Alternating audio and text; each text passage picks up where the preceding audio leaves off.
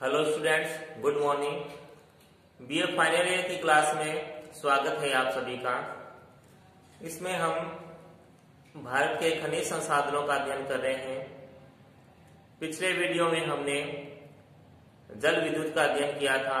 आज हम ताप विद्युत और परमाणु विद्युत का अध्ययन करेंगे।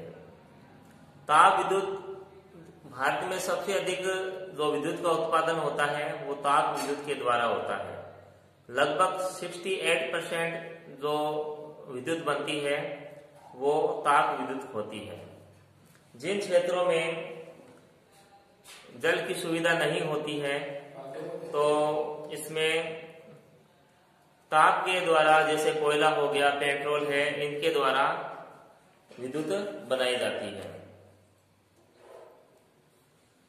और हालांकि भारत में जैसे जल विद्युत है, इसकी अपार संभावनाएं हैं, मगर इनका पूर्ण रूप से अभी भारत लाभ नहीं उठा पा रहा है। नहीं तो जल विद्युत की बहुत अधिक संभावनाएं हैं भारत में। और भारत की कुल विद्युत उत्पादन का लगभग 68% जो भाग है वो ताप विद्युत के द्वारा उत्पादित किया जाता है। तो यानी ताप विद्युत का बहुत अधिक महत्व है हमारे देश में। हालांकि कुछ ऐसे राज्य हैं, लगभग भारत में 8 ऐसे राज्य हैं जहां पर ताप विद्युत का उत्पादन नहीं होता है, वो जल विद्युत पे निर्भर करते हैं। वो राज्य हैं केरल, हिमाचल प्रदेश, ये उत्तराखंड, मेघालय, नागालैंड, त्रिपुरा और सिक्किम। ये जो राज्य हैं ये जल विद्युत पे निर्भर करते हैं। ताप विद्युत का उत्पादन यहाँ नहीं होता है। और ज्यादातर अधिकतर जो राज्य है वो ताप विद्युत का ही उत्पादन करते हैं। अब जैसे हरियाणा है, दिल्ली, असम, ये 100% ताप विद्युत पर निर्भर करते हैं। और हमारे राजस्थान में भी ताप विद्युत के कई विद्युत गृह बने हुए हैं जिनसे विद्युत उत्पादित की जाती है। अब इनमें ताप विद्युत में पहला स्थान महाराष्ट्र का आता है। देखो, कुल ताप विद्युत क्षमता की दृष्टि से महाराष्ट्र सबसे आगे है। यहाँ पर 5555 मेगावाट ताप विद्युत उत्पादन की क्षमता है। 5555। तो अलग अलग देखो राज्य दे रखे हैं और अलग अलग उनकी क्षमताएं दे रखी है। इन सभी का अध्ययन मैं वीडियो में तो नहीं कराऊंगा, लेकिन इनकी जो नोट्स है वो आपको भेज दूंगा मैं।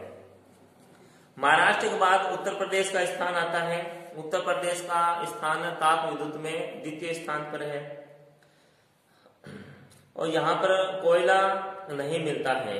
और तो यह जो कोयला है झारखंड और अन्य राज्यों से यहाँ उत्तर प्रदेश में कोयला मंगवाया जाता है और उससे विद्युत का उत्पादन किया जाता है। उसके बाद मध्य प्रदेश है, फिर छत्तीसगढ़ और गुजरात। और गुजरात में जो कुल विद्युत क्षमता है इसका 90% जो भाग है वो ताप विद्युत का ही होता है। यानी गुजरात में भी ताप विद्युत का योगदान सबसे बहुत अधिक है। और इसके बाद हम परमाणु विद्युत लेंगे, एटॉमिक इलेक्ट्रिसिटी लेंगे। देखो, परमाणु जो विद्युत है वो वैज्ञानिकों की देन है, एक वैज्ञानिक युग की देन है। तो ये जो परमाणु विद्युत है, तो ये जो परमाणु खनिज होते हैं जैसे यूरेनियम, थोरियम, बेरिलियम, जिर्कोनियम और रेडियम जैसे रेडियोधर्मी तत्वों के विखंडन और इनके विश्लेषण से प्राप्त की जाती है। हालांकि भारत में यूरेनियम की तो कमी है। यूरेनियम जो है वो भारत में झारखंड राज्य है, वहां एक खान है जादूगुड़ा की, बहुत ही अधिक प्रसिद्ध खान है। झारखंड में जादूगुड़ा खान है जहां से यूरेनियम प्राप्त किया जाता है। तो भारत में ऐसे तो जो परमाणु खनिज है इनकी कमी है, लेकिन जो केरल में जो मोनोजाइट है, एक बार मोनोजाइट है जो वहां मिट्टी में पाया जाता है, उससे यूरेनियम बना लिया जाता है मोनोजाइट के द्वारा। जो परमाणु होता है, जिसमें एक परीक्षण का दे रखा है कि 1 किलोग्राम यूरेनियम के द्वारा 1 किलोग्राम यूरेनियम के द्वारा इतनी विद्युत प्राप्त हो सकती है जितनी 25 लाख किलोग्राम कोयला जलाने से होती है। देखो 1 किलोग्राम यूरेनियम 1 kg यूरेनियम, ठीक है, और 25 लाख किलोग्राम कोयला, यानी एक ही बात है। जो विद्युत 1 किलो यूरेनियम से उत्पन्न हो रही है और उतनी ही मतलब 25 लाख किलो कोयला जलाने से होती है, यानी कि यूरेनियम काफी मतलब ठीक पड़ता है कोयले की तुलना में। तो अब जो कोयला है इसकी खपत भी ज्यादा होती है और इसके जो संसाधन है वो सीमित भी है। अब जो यूरेनियम से जो ऐसे तो यूरेनियम है जो कि बहुमूल्य खनिज है और आसानी से भारत में प्राप्त भी नहीं होता है, मगर यूरेनियम से जो विद्युत बनाई जाती है वो सस्ती होती है। इसके बाद भारत में परमाणु खनिजों का वितरण देखते हैं।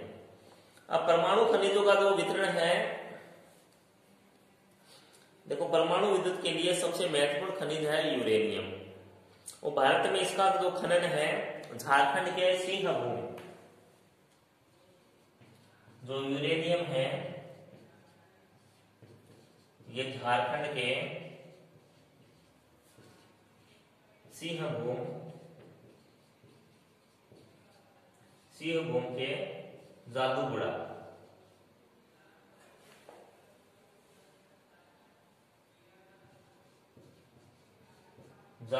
खान से ये प्राप्त किया जाता है यूरेनियम। जादूगुड़ा नाम याद रखना।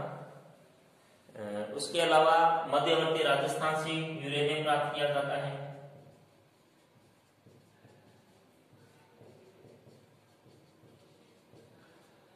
मध्यवर्ती राजस्थान से भी यूरेनियम प्राप्त किया जाता है। और उसके अलावा उसके फिर केरल और तमिलनाडु के में मोनोजाइट नामक बालू से, केरल और तमिलनाडु में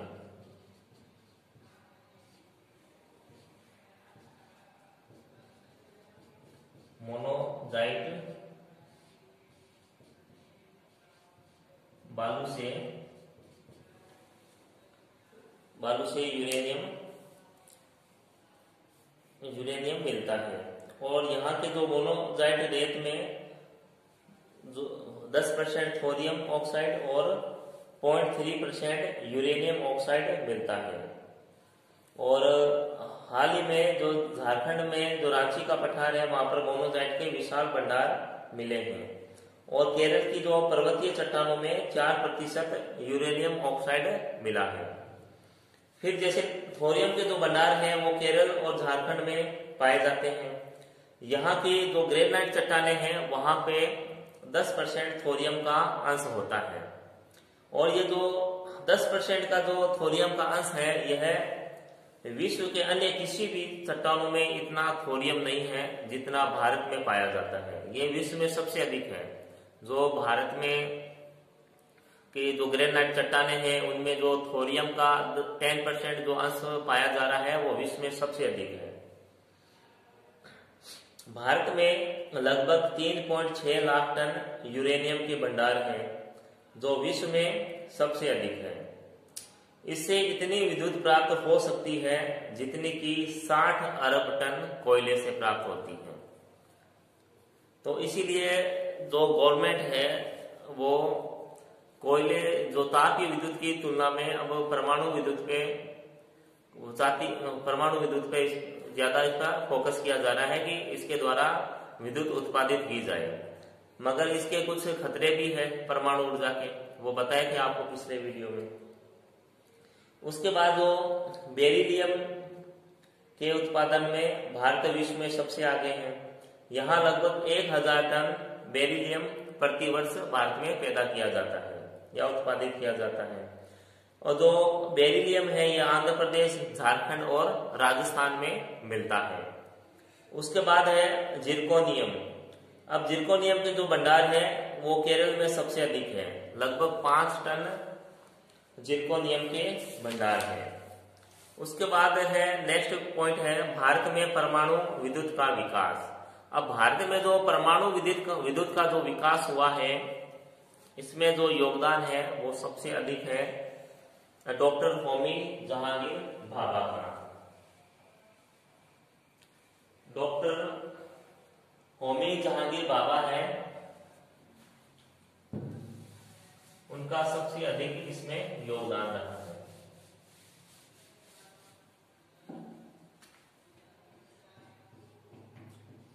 डॉक्टर होमी जहांगीर भाभा, तो परमाणु ऊर्जा में इनका सबसे अधिक योगदान रहा है।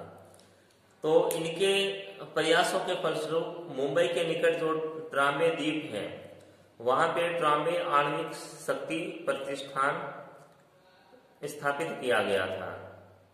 और इनका जो पहला अनुसंधान है वो 1955 में जो पहला अनुसंधान जो आणविक जो संस्थान है ये 1955 में स्थापित हुआ था।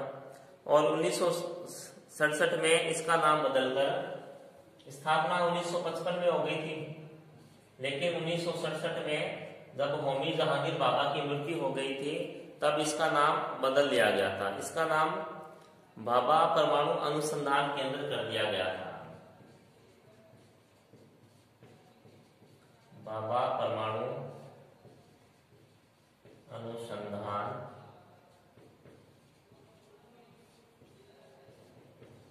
केंद्र,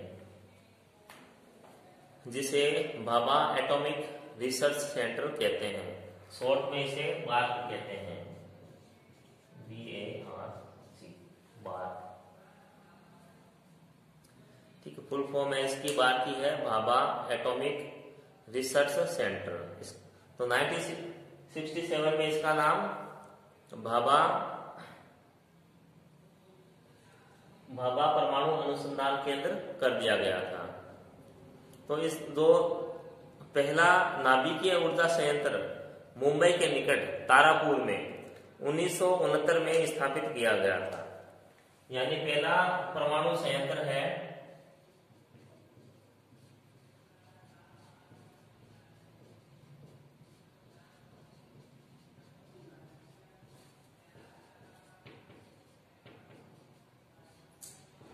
ये महाराष्ट्र के पास में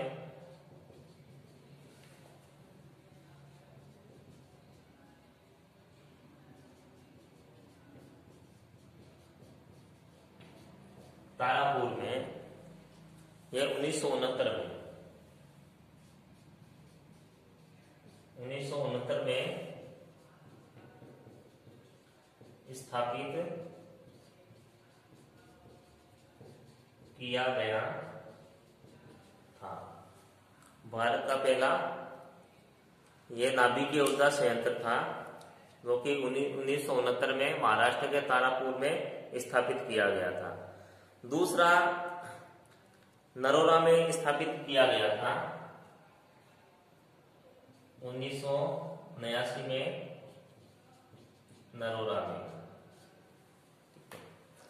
नरोरा में और 1993 में केगा में, और 1993 में जो तीसरा था वो केगा में स्थापित किया गया था। जो नरोरा है वो उत्तर प्रदेश में है, यूपी में है, और केगा है कर्नाटक में।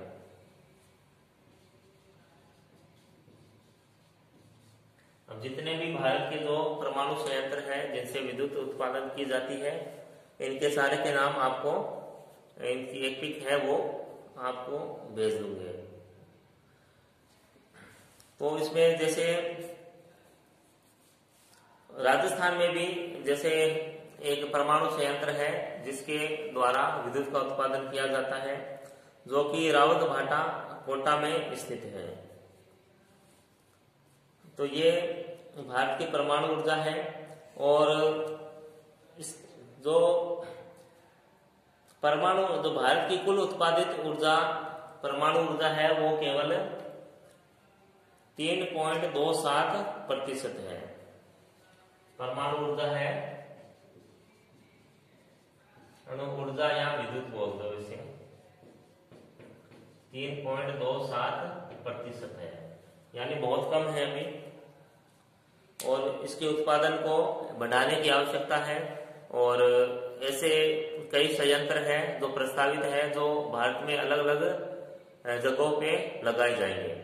लेकिन इन संयंत्रों में जैसे एक ही दिक्कत आती है, जैसे विश्व के विभिन्न भागों में परमाणु दुर्घटनाओं को देखते हुए पर्यावरण एवं मानवीय सुरक्षा के लिए अति आधुनिक एवं विकसित प्रौद्योगिकी की आवश्यकता है। क्योंकि अगर जो परमाणु संयंत्र है इनकी स्थापना के लिए हाई टेक्नोलॉजी की आवश्यकता होती है, जिसपे बहुत अधिक धन भी लगता है। और सुरक्षात्मक दृष्टि से भी ये महत्वपूर्ण होते हैं।